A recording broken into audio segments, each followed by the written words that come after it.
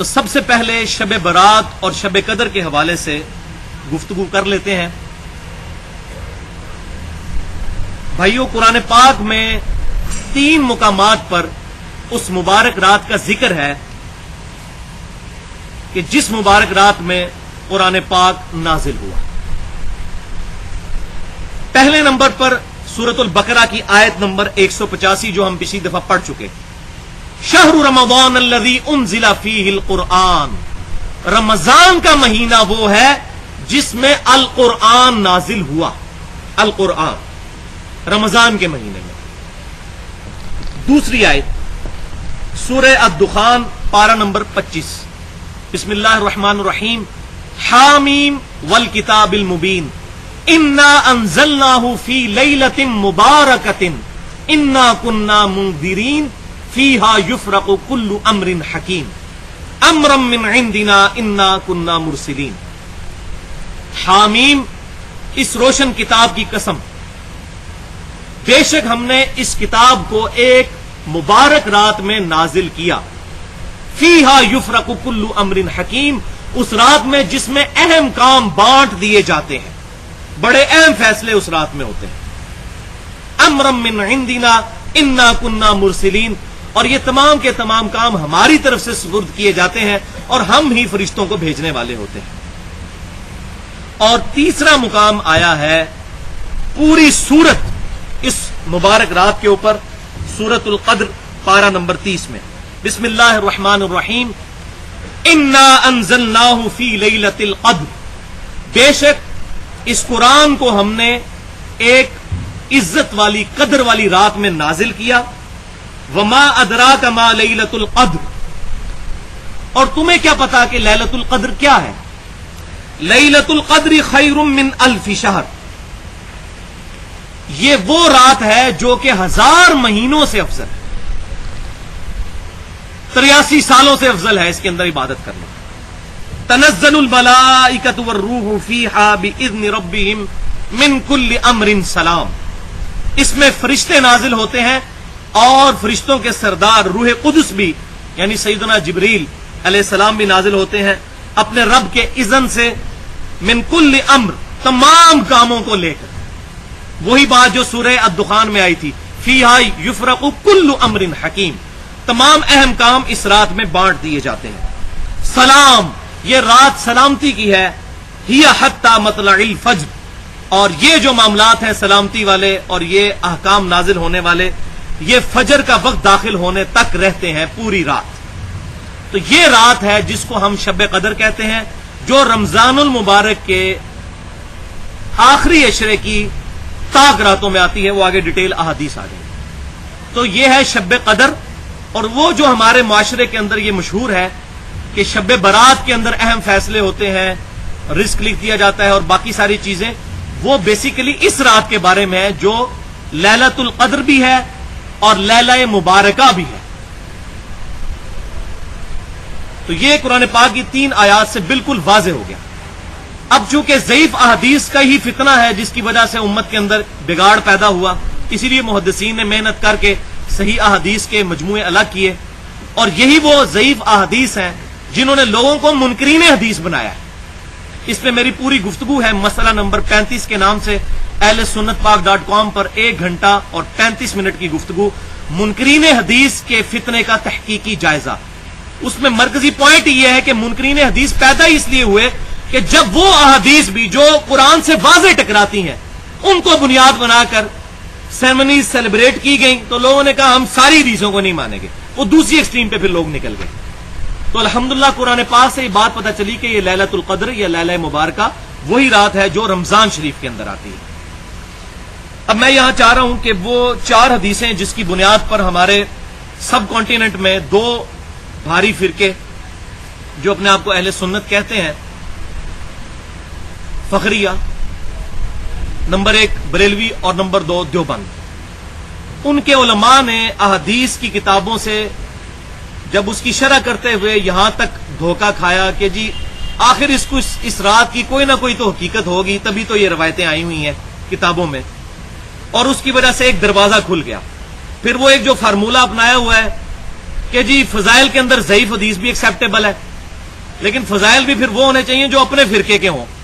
یہ انگوٹھا چومنے پہ بھی تو کتنی ضعیف حدیثیں موجود ہیں، لیکن چونکہ بریلوی کرتے ہیں لہذا دیوبندی کہیں گے نہیں نہیں یہ تو بدعت ہے.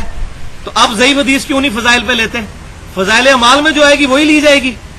تو 2 نمبر پالیسی نہیں، ایک نے ضعیف حدیث صحیح مسلم کے مقدمے میں امام مسلم نے کیٹاگوریکل مینشن کر دیا کہ ضعیف حدیث نہ فضائل میں لی جائے گی اور نہ احکامات کے اندر لی جائے گی. اس میں میری پوری ڈیٹیل کے ساتھ گفتگو ہے اہل سنت پاک.com پر. مسئلہ نمبر 36 کے نام سے اپنی نوعیت کی منفرد گفتگو جو میں الحمدللہ علی وجہ بصیرت کہہ رہا ہوں، کسی بندے نے اس طریقے سے ضعیف حدیث کے فتنوں کو ایڈریس نہیں کیا. ضعیف الاسناد احادیث کے فتنے کا تحقیقی جائزہ 1 گھنٹہ 25 منٹ کی گفتگو مسئلہ نمبر 36 کے نام سے اہل سنت پاک.com پہ رکھی ہوئی ہے کہ ضعیف حدیثوں نے یہ سارے فتنے کھڑے کیے ہیں. ضعیف الاسناد احادیث، جب سند صحیح ہوگی تو پھر وہ حدیث صحیح ہو جائے گی. تو یہ 4 حدیثیں جو شب برات کے بارے میں پیش کی جاتی ہیں، میں مختصراً ان کو بیان کر کے ان کا ذوق بیان کر دیتا ہوں. پہلی حدیث بڑی مشہور ہے، جامعہ ترمذی اور سنن ابن ماجہ سے پیش کی جاتی ہے کہ سیدہ عائشہ رضی اللہ تعالیٰ عنہ سے روایت ہے کہ نبی صلی اللہ علیہ وسلم نے فرمایا کہ اللہ تعالیٰ شعبان کی 15ویں رات آسمان دنیا پر نزول فرماتا ہے جیسا کہ اس کی شان کے لائق ہے. ہم اس کی تعویل بھی نہیں کرتے اہل بدعت کی طرح، جہمیہ کی طرح. ہم الحمدللہ اہل سنت ہیں، اس نزول کو مانتے ہیں، اس کی کیفیت کے پیچھے نہیں پڑتے. آسمان دنیا پر نزول فرماتا ہے اور بنی کلب کی بکریوں کے بالوں کی تعداد سے بھی زیادہ لوگوں کی مغفرت کر دیتا ہے. یہ حدیث جامعہ ترمذی اور سنن ابن ماجہ میں موجود ہے. لیکن ظلم یہ ہے کہ اس کے ساتھ امام ترمذی رحمۃ اللہ علیہ نے یہ لکھ دیا تھا کہ یہ روایت منقطع ہے، صحیح نہیں، اور ساتھ لکھا کہ میرے استاد امام بخاری رحمۃ اللہ علیہ فرماتے ہیں یہ روایت ضعیف ہے. لیکن مولوی آدھی روایت بیان کرتا ہے، اگلا حصہ بیان ہی نہیں کرتا. اور اس میں حجاج نامی ایک راوی ہے جو ضعیف ہے اور مدلس بھی ہے، ان سے روایت کر رہا ہے، سما کی تصریح کوئی نہیں موجود، اور مدلس کی ان والی روایت ضعیف ہوتی ہے. یہاں یہ بات یاد رکھیں کہ جو ہمارے اہل تشیع بھائی ہیں وہ بھی پوری دنیا کے اندر شعبانیہ مناتے ہیں، تو وہ اس رات کو اس وجہ سے نہیں منا رہے ہوتے جو اہل سنت کے بعض گروہوں میں آ گئی ہے. ان کا موقف یہ ہے کہ اس رات میں امام محمد بن حسن عسکری رحمت اللہ علیہ پیدا ہوئے تھے، تو وہ ان کا یوم ولادت مناتے ہیں. اس کو شعبانیہ کہتے ہیں. آپ ٹی وی پہ دیکھیں گے ایران میں بھی، اردن میں، فلسطین میں، عراق کے اندر وہ شعبانیہ کی جو ہے وہ سرمنی سیلیبریٹ کر رہے ہوتے ہیں. تو وہ شعبانیہ جو مناتے ہیں وہ اپنے ان اماموں کی ولادت کو، ہم بھی الحمدللہ اہل سنت کے بھی وہ امام ہیں، ائمہ اہل بیت جو ہیں. دوسری حدیث سنن ابن ماجہ سے پیش کی جاتی ہے کہ نبی صلی اللہ علیہ وسلم نے فرمایا کہ اللہ تعالی شعبان کے نصف جب گزر جاتا ہے تو 15ویں شعبان کی رات کو آسمان دنیا پر نزول فرماتا ہے، تو سوائے 2 لوگوں کے، ایک شرک کرنے والا اور دوسرا کینہ رکھنے والا، ان کے علاوہ تمام کی مغفرت فرما دی جاتی ہے. تو یہ حدیث بھی اصول محدثین پر ضعیف ہے. اس کی وجہ یہ ہے کہ اس کے اندر 2 راوی مدلس ہیں، ابن لہیہ اور ولید بن مسلم، اور دونوں ان سے روایت کر رہے ہیں، اور مدلس کی ان والی روایت ضعیف ہوتی ہے جب تک سما کی تصریح موجود نہ ہو. صحیح مسلم کے مقدمے سے میں کافی دفعہ بیان کر چکا. اس حدیث کو شیخ البانی رحمہ اللہ نے اپنی اجتہادی غلطی کی وجہ سے صحیح قرار دیا. لیکن ظلم کی انتہا یہ ہے کہ جو لوگ شب برات کے خلاف بول رہے ہوتے ہیں، خصوصاً ہمارے اہل حدیث بھائی، اہل سنت میں سے اہل حدیث بھائی جو ہیں، تو وہ بریلویوں کو رد بڑے زور و شور سے کر رہے ہوتے ہیں، لیکن شیخ البانی کا رد کوئی نہیں کرتا کہ انہوں نے اس روایت کو اصول محدثین پر صحیح قرار دیا، حالانکہ یہ 100% پکی ضعیف روایت ہے، کیونکہ 2 راوی مدلس ہیں اور ان سے روایت کر رہے ہیں، سما کی تصریح کوئی نہیں ہے. ایک راوی مدلس تو ان سے روایت کرے تو روایت ضعیف ہو جاتی ہے. لیکن انہوں نے اس روایت کو صحیح کہا، ان کی یہ اجتہادی خطا ہے. اور اگر کوئی شخص کہتا ہے جی مدلس کی ان والی روایت ضعیف نہیں ہوتی اور سما کی تصریح نہ موجود ہو تب بھی ٹھیک ہے، تو میں نے اس کے لیے پھر علم الکلام سے ایک الزامی جواب رکھا ہوا ہے جس کو پنجابی میں کہتے ہیں پھکی. مشکات المصابیح میں انٹرنیشنل نمبرنگ کے مطابق 4902 نمبر حدیث ہے، جو مسند امام احمد میں بھی موجود ہے اور الادب المفرد امام بخاری کی اس میں بھی موجود ہے. اور دونوں اماموں نے نہ اس کو صحیح کہا نہ ضعیف کہا، خاموشی اختیار کی. لیکن صحیح بخاری میں نہیں ہے. بخاری اور مسلم کی تمام متصل الاسناد مرفوع احادیث قطعی الصحت ہیں. اس پر اجماع ہے، شاہ ولی اللہ دہلوی نے حجت اللہ البالغہ میں نقل کیا ہے. یہ الادب المفرد کی بات ہو رہی ہے. تو مشکات المصابیح میں بھی موجود ہے، مفاخرت کے چیپٹر کے اندر، مسند امام احمد میں بھی ہے، الادب المفرد کے اندر بھی ہے کہ جو شخص اپنے جاہلی نسب پر فخر کرے، جاہلیت کے نسب پر، اس کو کہو کہ اپنے باپ کا عضو تناسل کاٹ کے اپنے منہ میں رکھ لے، والعیاذ باللہ. اور یہ بات کنائے سے نہ کرو، ڈائریکٹ بات کرو. ایسی بےہودہ بات معاذ اللہ کیا نبی صلی اللہ علیہ وسلم ارشاد فرما سکتے ہیں؟ اس روایت کی سند بھی متصل ہے، لیکن اس میں حسن بصری مدلس ہے اور ان سے روایت کر رہے ہیں، سما کی تصریح کوئی نہیں. لہذا جس نے ان شعبان کی روایتوں کو صحیح ماننا ہے، پھر یہ والی گستاخانہ روایت بھی صحیح ماننی پڑے گی. جبکہ صحیح بخاری اور مسلم کی متفق علیہ حدیث ہے کہ نبی صلی اللہ علیہ وسلم میں کنواری لڑکیوں سے زیادہ شرم و حیا تھی. آپ صلی اللہ علیہ وسلم اس طرح کی گفتگو فرما ہی نہیں سکتے. اور اس سے بڑھ کر قرآن پاک میں ہے وَإِنَّكَ لَعَلَىٰ خُلُقٍ عَظِيمٍ، اے امام اعظم محمد رسول اللہ صلی اللہ علیہ وسلم، اے ہمارے محبوب، آپ بے شک اخلاق کے اعلیٰ ترین درجے پر فائز ہیں. الحمدللہ. تیسری حدیث سنن ابن ماجہ سے پیش کی جاتی ہے کہ نبی صلی اللہ علیہ وسلم نے فرمایا کہ شعبان کی 15ویں رات کا قیام کرو. اس رات اللہ تعالیٰ آسمان دنیا پر نزول فرماتا ہے اور فجر تک پھر ندا آتی ہے کوئی مغفرت کا طلبگار میں اس کو مغفرت عطا کروں، ہے کوئی روزی مانگنے والا میں اس کو عطا کروں، ہے کوئی عافیت مانگنے والا میں اس کو عطا کروں. اور یہ سلسلہ طلوع فجر تک جاری رہتا ہے. حالانکہ یہ بھی فضیلت جو ہے بیسیکلی شب قدر کے بارے میں ہے، لیلۃ القدر، لیلہ مبارکہ کے بارے میں ہے، جو رمضان کے آخری عشرے میں آتی ہے. یہ حدیث جو ہے یہ من گھڑت حدیث ہے، کیونکہ اس کے اندر ایک راوی ہے ابو بکر بن عبداللہ. امام احمد بن حنبل رحمۃ اللہ علیہ فرماتے ہیں کہ یہ کذاب راوی ہے، یہ حدیثیں گھڑا کرتا تھا. تو یہ روایت بھی اصول محدثین پر من گھڑت ہوئی. یہاں یہ بات یاد رکھیں کہ صحیح بخاری اور مسلم کی متفق علیہ حدیث ہے کہ اللہ تبارک و تعالی ہر رات کو جب آخری 1/3 رات رہ جاتی ہے، یعنی اگر 6 گھنٹے کی رات ہے تو آخری 2 گھنٹے میں آسمان دنیا پر نزول فرماتا ہے، ہر رات پورا سال. اور اللہ تعالی کی طرف سے یہ ندا آتی ہے کوئی مجھ سے دعا کرنے والا کہ میں اس کی دعا قبول کروں، ہے کوئی مجھ سے مغفرت مانگنے والا کہ میں اس کی توبہ قبول کروں، ہے کوئی مجھ سے رزق طلب کرنے والا کہ میں اس کو رزق عطا فرماؤں. اور یہ ندا آتی رہتی ہے یہاں تک کہ فجر کا وقت شروع ہو جائے. تو بیسیکلی یہ تو روزانہ کے لیے تھا، لیکن شیطان نے دیکھا کہ کوئی آخری پیر میں اٹھ کے تہجد پڑھ کے اللہ تعالیٰ سے لو ہی نہ لگا لے، ان کو سلا دو پورا سال میں 1 رات بتا دو، اس میں یہ لگے رہے. ہاں جو صحیح سند سے ثابت ہے اس کو ہم مانتے ہیں، وہ امت کے لیے تحفہ ہے لیلۃ القدر کا. تو لیلۃ القدر ہی شب برات بھی ہے، آزادی کی رات. یہ نام سے ہمیں کوئی چڑ نہیں ہے. شب برات کہتے ہیں لفظ نہیں ثابت، تو شب قدر کی تو ثابت ہے. شب تو فارسی میں ہے، تو یہ علم الکلام کی بات ہے، یہ الفاظ استعمال کرنے میں کوئی حرج نہیں، ٹرانسلیشن ہوتی ہے. تو شب قدر ہو، شب برات، یہ تمام چیزیں رمضان المبارک کے آخری عشرے میں جو تاک راتوں میں ایک رات ہے جس کے بارے میں یہ فضیلت ہے.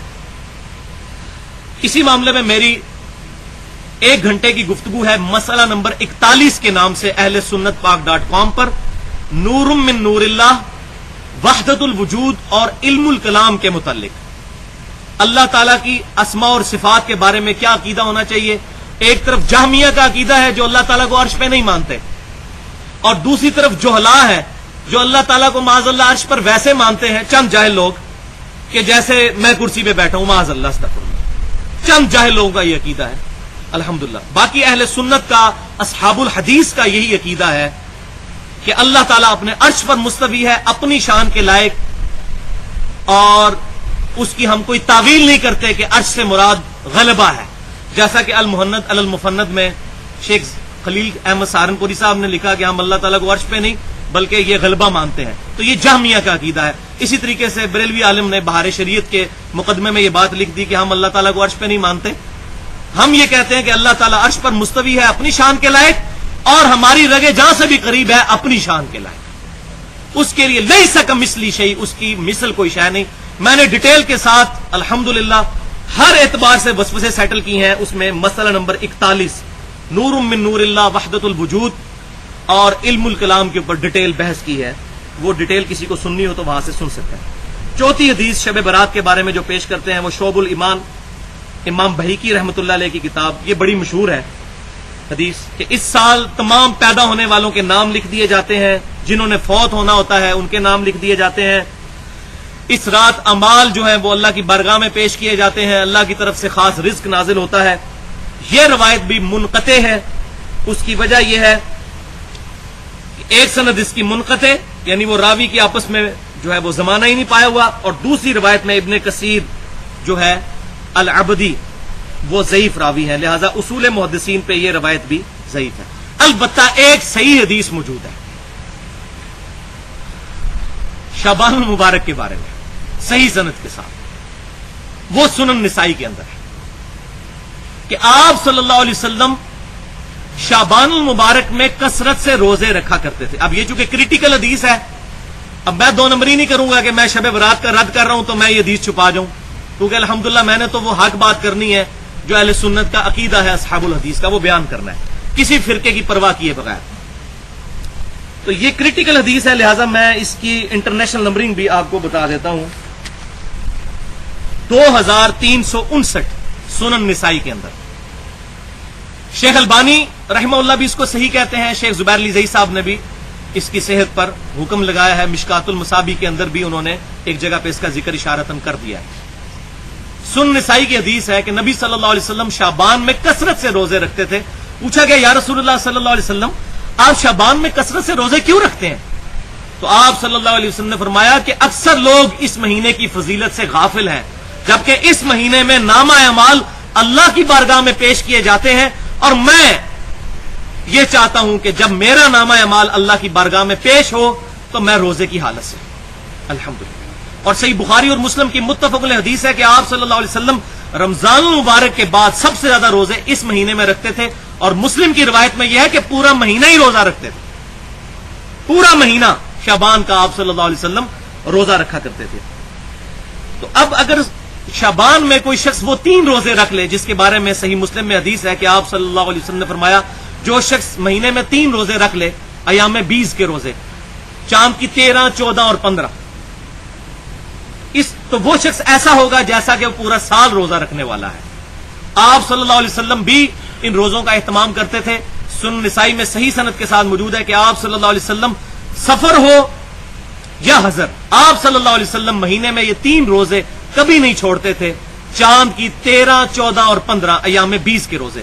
بلکہ صحیح بخاری اور مسلم کی متفق علیہ حدیث ہے، سیدنا ابو ہریرہ رضی اللہ تعالیٰ عنہ کہتے ہیں کہ میرے محبوب صلی اللہ علیہ وسلم نے مجھے وصیت کی تھی کہ مہینے میں یہ 3 روزے ضرور رکھنا، 3 باتوں کا عہد لیا تھا، 3 روزے رکھنا، روزانہ اشراق کی، چاشت کی، دوحہ، یہ تینوں ایک ہی نماز، اوابین، یہ تینوں ایک ہی نماز کے نام ہیں، یہ نماز پڑھنا، اور تیسری چیز سونے سے پہلے وتر کی نماز ادا کر لینا۔ اب کنکلوژن ان تمام باتوں کا یہ ہوا کہ شب برات اور شب قدر یہ ایک ہی رات کے نام ہیں، لہذا جو 15ویں شعبان کی رات کو رات منائی جاتی ہے وہ ثابت نہیں، البتہ ان ضعیف روایتوں کی وجہ سے جس پر یہ ذوق نہ کھلا ہو اور وہ یہ کام کر لے، ہم اس پر کوئی بدعت کا فتویٰ نہیں لگاتے۔ اس کی وجہ یہ ہے کہ ہم اہل سنت کا منہج یہ ہے کہ کسی پر فتویٰ نہ لگایا جائے، اس کی غلطی اس پر احسن طریقے سے پوائنٹ آؤٹ کر دی جائے۔ اب شب قدر سے متعلق پرٹیکولر جو احادیث ہیں وہ بھی سن لیجئے۔ 10 احادیث اس میں بیان کروں گا۔ پہلی حدیث صحیح بخاری اور صحیح مسلم کی متفق علیہ حدیث ہے کہ آپ صلی اللہ علیہ وسلم نے فرمایا جو شخص ایمان اور احتساب کے ساتھ، احتساب 3 چیزوں کا نام ہے، اخلاص، ثواب اور اصلاح نفس کی نیت سے رمضان المبارک میں شب قدر کا قیام کر لے گا، اللہ تعالیٰ اس کے پچھلے سارے گناہ معاف کر دے گا۔ لیکن اس سے مراد صغیرہ گناہ ہے، میں پچھلی دفعہ بھی صحیح مسلم کی بتا چکا حدیث کہ کبیرہ گناہ صرف توبہ سے معاف ہوتے ہیں، نیک اعمال سے معاف نہیں ہوتے۔ اس پر میری پوری گفتگو ہے 50 منٹ کی تقریباً اہل سنت پاک.com پر، مسئلہ نمبر 18 کے نام سے توبہ اور گناہ کبیرہ کے متعلق۔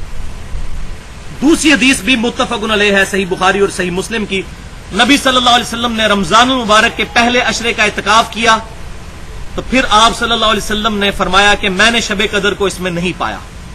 پھر دوسرے عشرے کا اعتکاف کیا، پھر آپ صلی اللہ علیہ وسلم نے دوسرے عشرے کے اینڈ پر حجرہ مبارک سے سر مبارک باہر نکالا اور فرمایا کہ میں نے اس میں بھی شب قدر کو نہیں پایا، البتہ اب میرے پاس ایک فرشتہ آیا ہے جس نے مجھے یہ بتایا کہ رمضان مبارک کے آخری 10 دنوں میں، آخری عشرے میں شب قدر کو تلاش کریں۔ پھر آپ صلی اللہ علیہ وسلم نے مزید کلو بھی دیا، وہ تیسری حدیث صحیح بخاری اور صحیح مسلم کی ہے کہ آپ صلی اللہ علیہ وسلم نے فرمایا کہ شب قدر کو رمضان المبارک کے آخری عشرے کی تاک راتوں میں تلاش کرو۔ پھر آپ صلی اللہ علیہ وسلم نے وہ تاک راتیں گنوائیں، 21ویں، 23ویں، 25ویں، 27ویں اور 29ویں، یہ 5 راتیں، ان 5 تاک راتوں میں شب قدر کو تلاش کرو۔ چوتھی حدیث بھی صحیح بخاری اور صحیح مسلم کی متفق علیہ حدیث ہے۔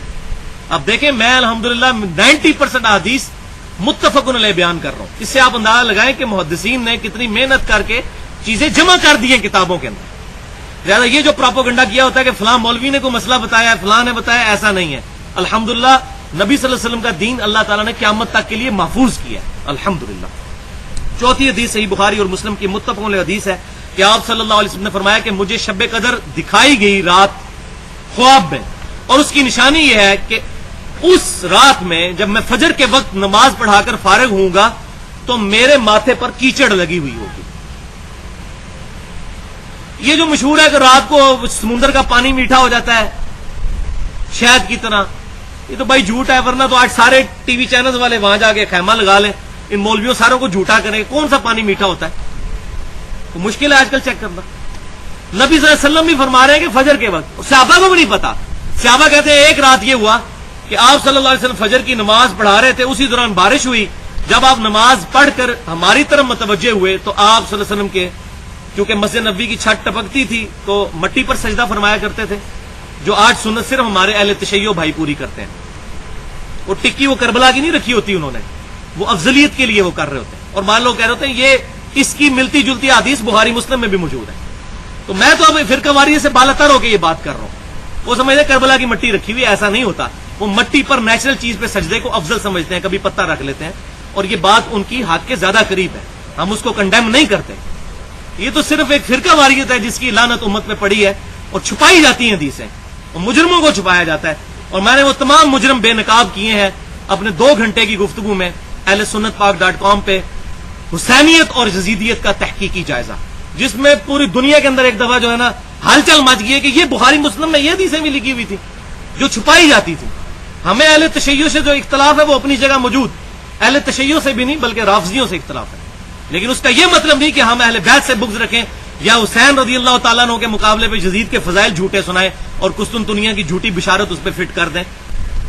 تو یہ سارے کا سارا معاملہ جو ہے فرقہ واریت پہ۔ تو نبی صلی اللہ علیہ وسلم نماز پڑھا کر فارغ ہوئے تو آپ صلی اللہ علیہ وسلم کے ماتھے پر صحابہ کرام کہتے ہیں ہم نے مٹی دیکھی تو پتہ چلا اچھا آج تھی وہ رات، 21ویں رات تھی وہ، صحیح بخاری اور صحیح مسلم میں 21ویں رات۔ تو صحابہ کو بھی نہیں کوئی پتہ چلا، ان کو بھی کوئی نظر نہیں آیا، یہ کہتے ہیں یہ نظر آ جاتا ہے وہ نظر آ جاتا ہے۔ ان سے بڑے اللہ کے اولیاء کون ہیں؟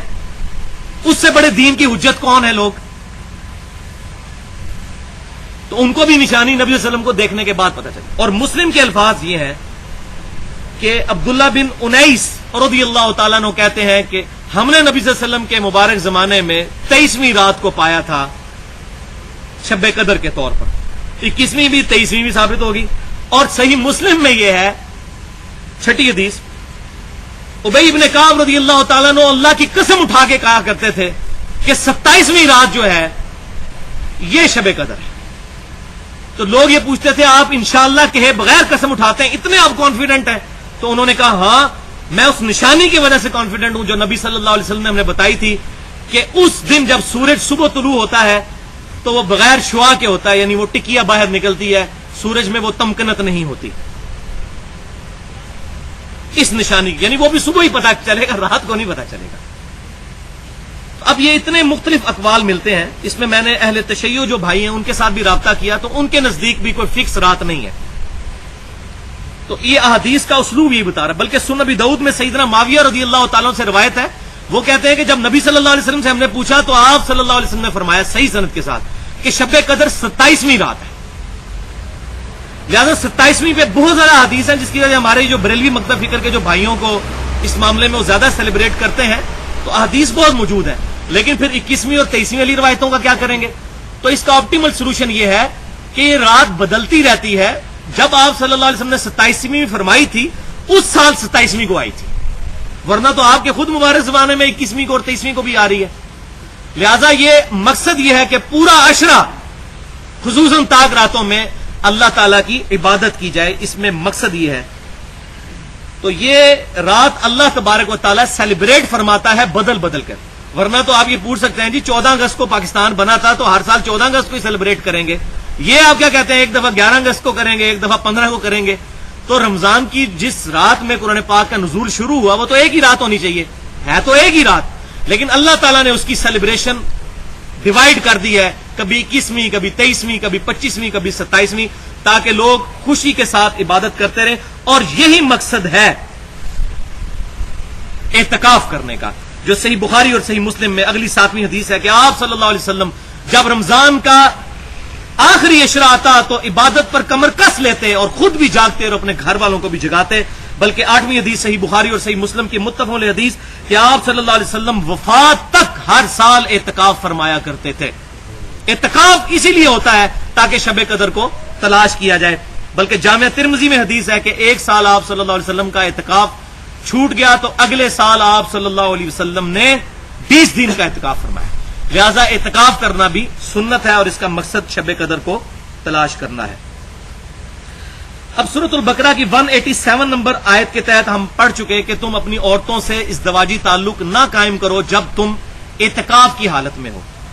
تو اس آیت سے بھی اشارتاً یہ بات پتہ چلتی ہے کہ اعتکاف عورتوں کا بھی مسجد میں ہوگا. بلکہ صحیح بخاری اور صحیح مسلم کی متفق علیہ حدیث ہے کہ امہات المومنین رضی اللہ عنہن ان کے خیمے بھی مسجد نبوی میں لگا کرتے تھے اعتکاف کے لیے. جیسے آج بھی الحمدللہ وہ سنت زندہ ہے، بیت اللہ شریف میں بھی اور مسجد نبوی میں بھی الگ سے عورتوں کے پردے کا اہتمام ہوتا ہے اور وہاں پر اعتکاف ہوتا ہے. اور یہاں بھی ہمارے پاکستان میں جو اہل حدیث بھائی ہیں اہل سنت میں سے وہ اس سنت کو زندہ کیے ہوئے ہیں کہ وہ عورتوں کے اعتکاف کا اہتمام کرتے ہیں. لیکن اس میں یہ خیال رکھنا چاہیے کہ جہاں سیکیورٹی مکمل کانفیڈنٹ ہوں آپ اور کوئی اور معاملہ بھی بے حیائی پر مبنی نہ ہو وہیں پر عورتیں اعتکاف کریں. ادروائز اس سنت کو زندہ کرنے کے لیے کسی گناہ میں مبتلا نہ ہو جائیں. ہے تو یہ سنت ہی ہے، کوئی فرض و واجب تو نہیں ہے. لہذا جن لوگوں کا یہ موقف ہے کہ گھر میں اعتکاف ہو سکتا ہے ان کے پاس کوئی دلیل نہیں ہے، اور جو لوگ یہ کہتے ہیں گھر میں اعتکاف نہیں ہو سکتا دلیل ان کے پاس بھی کوئی نہیں، اشارتاً ان کو یہاں سے ملتی ہے. لہذا یہ مسئلہ ہے اجتہادی. لیکن میرا موقف ان لوگوں کے ساتھ ہے جو یہ کہتے ہیں کہ اعتکاف مسجد میں ہونا چاہیے، کیونکہ دلائل اسی طرف ملتے ہیں. اور جو اس کی مخالفت کرتے ہیں ہم ان پر کوئی بدعت کا فتویٰ نہیں لگاتے، کیونکہ یہ مسئلہ پھر اجتہادی بن جاتا ہے جب ایمبیگوس ہو جائے. لہذا ان کے لیے صرف میں یہ ریکویسٹ کروں گا کہ وہ دوسرے معاملے میں تو بڑا سخت ہیں کہ جی محرم کے بغیر کوئی عورت عمرے کے لیے نہیں جا سکتی، تو عمرہ کرنا سنت ہی ہے نا، تو کہتے ہیں نہ کروائیں، خیر ہے سنت ہی ہے، کوئی فرض تو نہیں ہے، تو عمرے سے روک لیتے ہیں عورتوں کو. تو یہاں بھی اعتکاف نہ کروائیں، اگر مسجد میں نہیں ہوتا تو گھر ضرور کروانا ہے. وہ ٹھیک ہے حدیث میں بخاری اور مسلم میں ملتا ہے کہ نبی صلی اللہ علیہ وسلم نے حکم فرمایا اس بات کا گھر میں ایک حصہ جو ہے وہ بیت المسجد کے لیے جو ہے وقف کیا جائے جہاں پر عورتیں عبادت کریں. وہ عبادت ضرور کریں، اور اعتکاف کو عورت بیٹھ بھی جاتی ہے عبادت کرتی ہے ان دنوں اتنے دنوں کے لیے وہ بچ جاتی ہے، تو ہم اس پہ کوئی فتویٰ بھی نہیں لگاتے. لیکن اس کو یہ پروپیگیٹ کرنا کہ عورتیں گھر میں اعتکاف کر سکتی ہیں تو یہ قرآن حدیث سے کوئی ثابت نہیں ہوتا. اب شب قدر کو پانے کے لیے میرے جیسے سست لوگ کیا کریں؟ یہ الحمدللہ ایک تحفہ ہے، بہترین تحفہ. امیر المؤمنین سیدنا عثمان ابن عفان رضی اللہ تعالیٰ عنہ سے روایت ہے، اور روایت بھی الحمدللہ صحیح مسلم میں، سونے کی مہر صحیح روایت، کہ وہ کہتے ہیں کہ میں نے نبی صلی اللہ علیہ وسلم سے یہ بات سنی، جس شخص نے عشاء کی نماز جماعت سے ادا کی گویا اس نے آدھی رات کا قیام کر لیا، اور جس نے پھر فجر بھی جماعت سے پڑھ لی گویا اس نے پوری رات کا قیام کر لیا. لہذا رمضان المبارک کے آخری عشرے میں اگر کوئی شخص عشاء اور فجر کی تکبیر اولیٰ کا اہتمام کرے کہ پہلی رکعت فوت نہ ہو تو انشاءاللہ تعالیٰ اس کو اس میں شب قدر کا قیام بھی نصیب ہو جائے گا، اور 83 سال کی عبادت کا ثواب بھی انشاءاللہ مل جائے گا. یہ ایک مختصر طریقہ ہے یہ وہ ہیلا نہیں ہے جو مولوی بتا رہے ہوتے ہیں، جھوٹے ہیلے، وہ فتوے عجیب و غریب قسم کے. یہ وہ بات ہے جو نبی صلی اللہ علیہ وسلم نے صحیح سند کے ساتھ بیان کی ہے، آپ صلی اللہ علیہ وسلم کی صحیح سند سے ہم تک پہنچی ہے، امیر المومنین سیدنا عثمان بن عفان رضی اللہ تعالی عنہ سے روایت. تو پوری رات کا، اور اس میں یہ مشورہ دوں گا، چونکہ آج کل چاند کا بڑا رولا ہوتا ہے کہ جی آج چاند نکلا یا نہیں، تو جفت مائنس بن جو وہ تاک بن سکتی ہے، تاک جفت بن سکتی ہے، آڈ ایون ہو سکتا ہے، ایون آڈ. لہذا آپ 18ویں 19ویں رات سے ہی اہتمام کریں کہ روزانہ ہی آخری پورے عشرے کے اندر تکبیر اولیٰ کا اہتمام کرنا ہے، کم از کم عشاء اور فجر میں. ویسے تو پوری سال ہی اہتمام کریں تاکہ رات کے قیام کا ثواب ملے، اور اگر موقع ملے تو صلاۃ التسبیح بھی پڑھیں.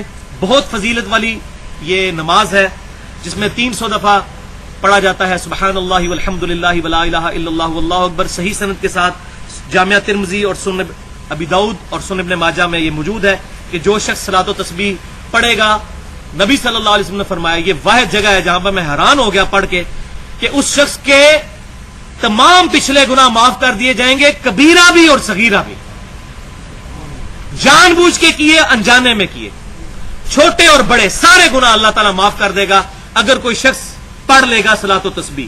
تو آپ نے سیدنا عباس بن عبد المطلب سے فرمایا کہ ہو سکے چچا روزانہ پڑھ اس نماز کو، روزانہ نہیں پڑھ سکتا تو ہفتے میں ایک بار جمعے کے دن، اور اگر جمعے کے دن نہیں پڑھ سکتا تو سال میں ایک دفعہ، اور سال میں بھی نہیں پڑھ سکتا تو زندگی میں ایک دفعہ ضرور پڑھ لینا. تو ان راتوں میں اہتمام کریں، لیکن جماعت کے ساتھ نہیں، نفلی نماز انڈیویجول ادا کریں. اپنی اپنی صلاۃ و تسبیح کا طریقہ جو ہے وہ اہل سنت اصحاب الحدیث جو علماء ہیں ان سے سیکھ لیں. جو پبلک میں صلاۃ و تسبیح کا طریقہ ہے اس میں کچھ غلطی ہے، وہ انہی سے جا کے سیکھ لیں. بھی موقع نہیں کہ میں اس کو بیان کروں.